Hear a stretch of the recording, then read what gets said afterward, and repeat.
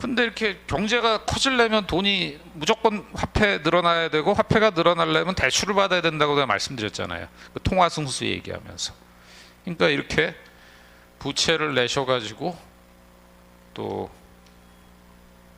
이렇게 부채를 내가지고 저 사업을 한 사람들이 커지고 경제가 커지는 거죠. 그래서 제가 여기다가 쓰진 않았는데, 사실은 그 유럽에서 이렇게 처음에 제가 말씀드렸던 이런 그 은행의 이런 관계들 있잖아요. 여기 뭐 환어음이니 뭐 이런 투자 관련된 내용들이, 이 책을 읽어보니까 유럽보다 이슬람 세계에서 훨씬 먼저 다 생겼어요. 동방과의 무역도 이슬람이 다 하고. 근데 이슬람에서는 유럽하고 그럼 무슨 차이가 있었냐면, 이 마호메트가 그랬는지 이슬람이 원래 그랬는지, 이슬람 금융이 지금도 이슬람의 저 사우디아라비아 가면은 같은 은행인데 이슬람 금융하는 데 있고 현대 금융하는 데가 있대요. 이슬람 금융하는 데는 이자가 없어요. 그리고 여기는 저 신용대출로 뭐 담보대출로 얼마 빌려주세요 그러면 여기 대출 안 돼요. 이자 받고 돈 빌려주고 이런 거 안 되는 은행이에요. 나 이거 물건 사기 위해서 투자하는 거예요 그럼 빌려줘요. 근데 똑같은 은행인데 여기 창구 가면 거긴 또 현대은행 역할을 똑같이 해요.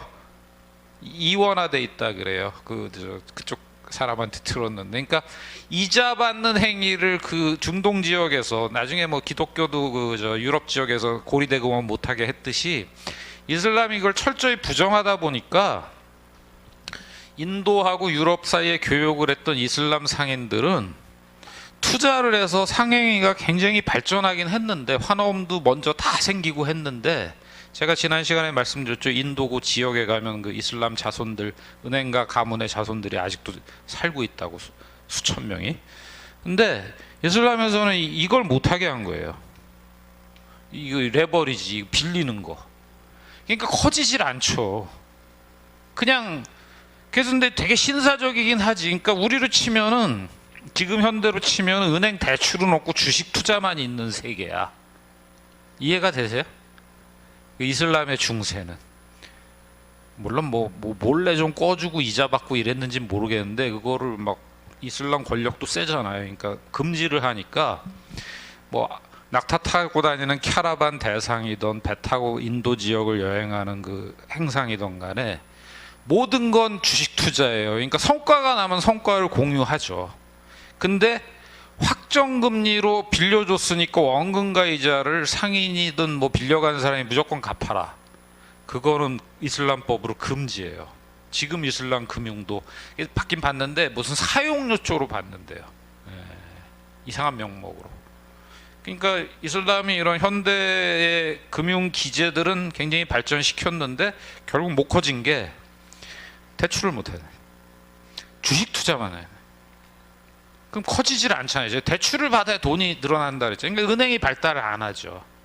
물론 이제 어떻게 보면 예전에 제가 그런 상상을 해본 적은 있는데, 증권회사 다니면서 채권이랑 은행 예금 대출을 싹 없애버리고 모든 사람을 주식 투자만 싹 하게 하면 어떨까?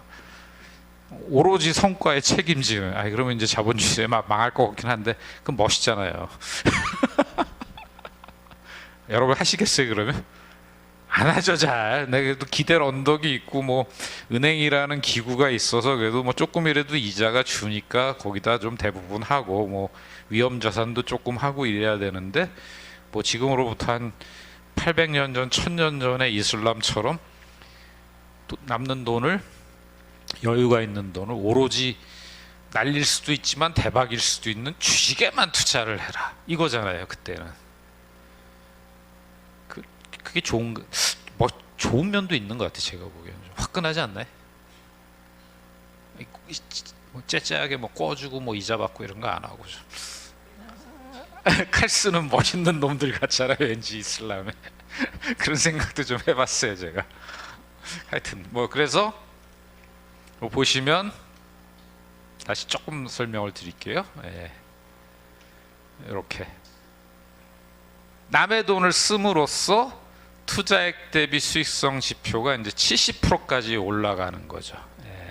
지금도 1, 2%짜리 자금 빌릴 수 있으면, 저금리 시대지만 내가 10%, 20%짜리 사업을 할 수 있으면 남의 돈을 빌리는 게 내 돈 조금만 넣고도 할 수만 있으면 굉장히 돈을 벌 수 있는 기회가 있죠. 그 다음에 이제 요거 하나는 참고로 알아두시면, 자산 효율성 지표는 이제 매출액 나누기 총자산. 이 동인도 회사 같으면 매출액이 3만이고 총자산은 2만이니까 이제 1.5. 그러니까 이거는 투자액 대비 어떤 효율성을 나타내는 건데, 이건 이제 산업마다 좀 틀리죠. 은행업 같은 데는 뭐 굉장히 낮고, 그다음에 회전이 높은 가게, 그런 거 보시려면 저 가게 하나 사야 되는데, 식당 줄기장창 앉아갖고 한 손님이 계속 술 먹고 3, 4시간 동안 안 가면 매상 안 오를 거 아니에요. 점심때 국수집, 냉면집은 뭐 한 15분이면 다 먹고 가니까 한 3회 정도 돌릴 거고, 그러면 같은 돈 투자해서 매출액이 많이 나올 거 아닙니까? 그래야 돈을 잘 벌죠. 그러니까 요것도 좀 꼭 무슨 사업하실 때 알아두셔야 된다. 그래서 하나, 둘, 영업이익률, 순이익률, 매출액 대비, 그 다음에 자산 대비, 내 자본, 내 돈 대비, 그 다음에 합친 거랑 했을 때 이제 요 지렛대 효과, 레버리지 효과가 어느 정도 발생하는지 반드시 요거 계산하셔야 되고, 그 다음에 효율성 지표, 요 5가지는 꼭 거의 외우셔야 돼요. 뭐 머릿속엔 다 있으실 거예요. 개념은 제가 정리를 해드렸으니까. 그 다음에 이제 중요한 게, 내가 그냥 자영업을 하겠다 그러면은 뭐 편의점을 하던 식당을 하던 그렇게 이렇게 하겠지만, 주식 투자를 하면 이게 주식이라는 건 매일매일 하루에 뭐 1, 2초 단위로 계속 시세가 변하잖아요. 근데 사실은 투자하는 원리는 같죠. 그래서 지난 겨울에는 뭐 그 투자 타이밍을 이제 기술적 차트 분석을 통해서 잘 잡을 수 있는 방법론에 대해서 또 말씀을 드렸고요. 그러면서도 요걸 말씀드렸는데, 요거는 이제 어떻게 되냐 하면, 제일 먼저 이제 시가총액이란 개념을 한 번 더 설명드릴게요. 그래서 아까 동인도 회사는 처음 발행할 때는 1파운드짜리 10,000주를 발행해서 10,000파운드 자본금이 됐지만, 배가 떠나가지고 돌아오려면 1년 걸리는데 그 동안에 온갖 소문이 뭐 난무할 거 아니에요. 가다가 뭐 실종됐대더라, 뭐 가서 뭐 엄청난 대박 금광을 발견했대더라, 막 이러면 예를 들면 이 주가가 뭐 반토막이 날 수도 있어요. 5파운드도 0.5파운드 될 수 있고, 어떨 때는 막 5파운드까지 막 치솟을 수도 있겠죠. 지금도 주가가 뭐 1, 2년 사이에 10배 변하죠. 그 예전 현대상선 HMM인가 그 1,000원짜리가 4만 원 됐던데, 그 산업은행 대박 났던데 그거 갖고 있다가, 그죠? 산업은행에 저 현대에서 이제 넘겼죠. 그때 사업이 10년 전에 하도 잘 안 돼갖고 해운업 구조조정할 때. 뭐 아까 기아차도 마찬가지죠. 뭐 1원짜리가 지금 8만 원 됐잖아요.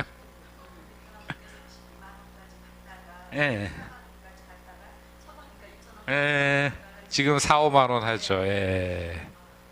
그래서 이게 막 주가가 이렇게 변하면, 이게 장부에는 10,000파운드 적혀 있지만 매일매일 5천에서 5만까지 막 변하는 거 아니에요, 가격이. 그러면 내가 살 때 이제 예를 들면 좋은 소문이 많이 돌 때 한 중간쯤 해가지고 3.5파운드에 샀다. 좀 비싸게 산 거죠. 1파운드에 발행한 걸 3.5에 샀으면 그럼 시가총액이 이땐 35,000이 되는 거죠. 10,000주 곱하면. 그럼 35,000인데 예상대로 이 기업이 7,000원, 7,000파운드 이익이 났다. 아까 보여드린 대로. 이렇게 났다. 그러면 어떻게 돼요? 35,000 나누기 7,000, 요거를 프라이스 어닝, 주가 수익 비율, 프라이스 가격, 어닝 수익. 그래서 우리 PER 많이 쓰죠? 주가 수익 비율 5다. 요거는 수익금으로 내 원금을 회복하는 기간이라고 제가 말씀드렸죠. 요렇게 똑같이 7,000원씩 5해가 나면, 내가 3.5파운드를 주고 샀잖아요. 그러면 5년 동안 이렇게 수익 나면은 내 원금을 회수하잖아요. 우리 자영업 할 때 그런 얘기 많이 하죠. 저 가게 사면 저 수익금이 내가 1억 원 주고 샀는데 연간 2천만 원씩 나와요. 다 빼고 그럼 5년 만에 내 원금 회복하는 거잖아요. 그 예상대로 된다면 그게 주가 수익 비율이에요. 주가 수익 비율을 뭐 어렵게 생각하실 필요 없어요.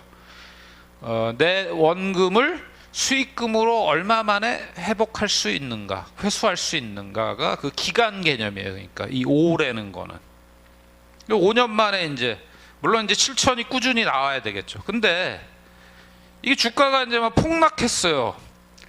근데도 용감하게 샀어. 그럴 때는 7천이 나왔으니까 이거는 뭐 반년이 아니죠. 1년도 안 돼서 그냥 바로 수익금만 가지고도 다 회복한 거니까 엄청 싸게 사는 거죠. 어떤 가게 내가 샀는데 다 망해가는 줄 알고 뭐 예를 들면 한 1,000만 원에 인수했는데 아니 1,000만 원 너무 싸지. 한 5천만 원쯤 인수했는데 뭐 평상시에 1, 2억 하던 거를 그 가게가 갑자기 이익이 막 그에 딱 열어봤더니 한 5천만 원 났어요. 그럼 1년 만에 다 회수한 거잖아요. 그러면 PER은 1밖에 안 되는 거죠. 그 다음부터는 내 원금은 서서히 회수해야 되는 그게 PER이고요. 그 다음에 이제 주가 순자산, 요거는 이제 PBR이라고 그러죠. 이 북밸류예요. B는 프라이스 북밸류. 그래서 요거는 그 부채를 다 빼버린 거. 그러니까 자기 자본하고 순자산하고 같은 말이에요. 요거 기준으로. 그러니까 요 만 사업전. 그렇게 보면 내가 3.5파운드에 산 사람은 순자산은 만이고 35,000 파운드에 샀으니까 3.5배 주고 사는 거죠. 그러니까 어떤 편의점 1억 원짜리 투자해 놓은 사람 가게를 내가 프리미엄 2억 주고 샀다 그러면 순자산 가치 대비 2배, 2배에 사는 거죠. 그러니까 가게 사업 검토하실 때 이제 이렇게 보는 거예요. 이것도 보고 이것도 봐야 되겠죠. 그죠? 요런 걸 뭐라 그러냐면 이제 가치 평가한다 그러죠. 영어로 value에다가 ation을 붙여서 valuation. 잘 안 보이시나요? 예. valuation이라 그러죠. 가치 평가.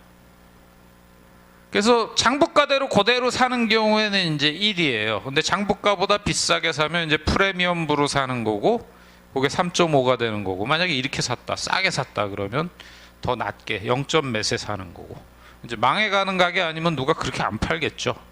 예, 그렇게 보시면 될 것 같아요. 그래서 요 다음번에 이제 채권하고 비교하면서 주식의 그 가치 평가를 다시 한번 설명드리겠지만, 가장 기본이 되는 거는 요거 PE, 요거 그걸 하기 위한 시가총액 개념, 그리고 요 손익계산서에서 하고 그 재무제표를 통해서 나오는 매출액 대비 수익성 지표, 그 다음에 투자액 대비 수익성 지표, 요 레버리지 효과, 요 부분만큼은 우리가 경제생활을 하고 꼭 사업을 하지 않으시더라도 개념을 갖고 있으셔야 되죠. 예.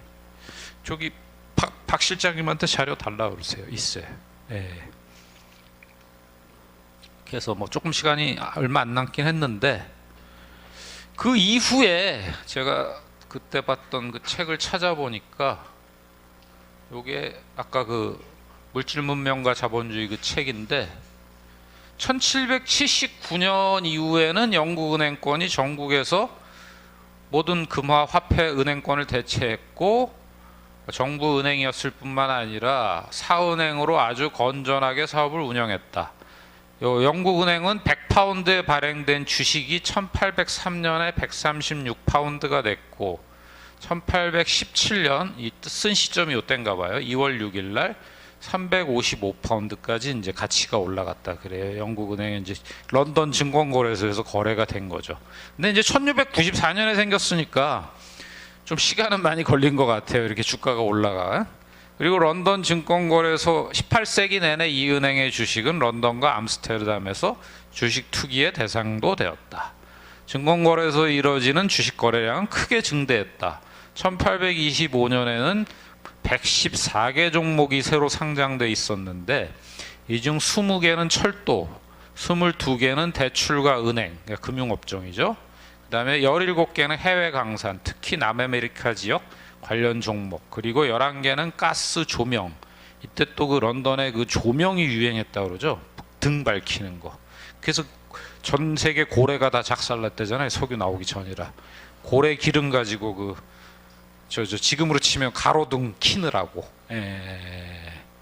그 이후에 이제 고래 못 잡게 하고. 그 다음에 록펠러가 나와서 이것 때문에 떼돈을 벌어요. 등 밝히는데 석유를 그 추출하는 그 화학 공정이 나오면서 이제 석유 재벌이 된 거죠. 이게 엄청난 산업이, 이게 지금으로 치면은 신산업, 최첨단 산업이 이제 그 당시 이런 거죠. 그 다음에 요 114개의 신종목들만 해도 1억 파운드의 유의액을 나타냈지만, 하여튼 뭐 이런 걸 고려하면 그 금액은 최소치였으니까 이제 어마어마한 금액이 벌써 그때가 19세기 초반에 막 이렇게 이 법인들이 무려 110몇 개나, 제가 다우존스가 24개 종목으로 출발했다고 말씀드렸잖아요. 18세기 말에 미국에서. 그때 다우 30이 되고 뭐 다우 뭐 열 몇 개인가인데, 벌써 뭐 런던이 뭐 이거보다 약 100년 앞서 가지고 미국보다도 뭐 상당히 법인들, 증권 시장이 굉장히 커지는 이런 자본주의적인 모습을 갖추고 있었다. 해서 이때 동양 사회는 이런 거 없었잖아요. 그냥 농사 짓고 우리 그러네, 순조, 정조 죽고, 그때 뭐 천주교 탄압하고 뭐 이럴 때죠. 그러니까 이런 물질 문명을 뒷받침하는 어떤 법적 사상 개념, 이런 게 유럽 애들이 오히려 국가가 약했기 때문에 이런 민간 활동이 장려되면서 이제 이렇게 세계로 뻗어나가는, 뭐 이게 꼭 좋은지는 모르겠지만 어쨌든 지금도 우리가 서양 사람들이 만든 이 개념 하에서 살고 있으니까 앞으로는 또 어떻게 될지 모르겠지만, 그래서 이런 역사적 배경을 좀 잘 알아두시는데 제 강의가 도움이 되었으면 좋겠습니다. 그래서 이렇게 마치겠습니다. 감사합니다. 네.